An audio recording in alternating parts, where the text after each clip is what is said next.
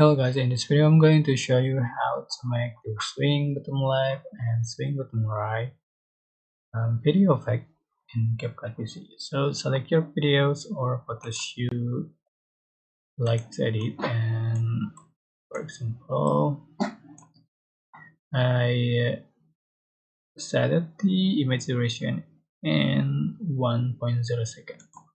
So go to animation, select an animation, and you can find the swing bottom left and swing bottom right. For the first clip, select left, and for the second clip, select right. Third, select left, and fourth, select right, and so on. And as you can see, the duration in 0.5 seconds.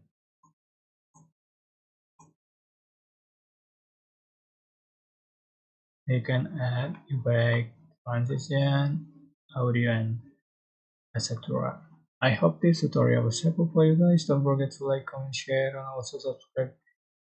Thank you so much for watching.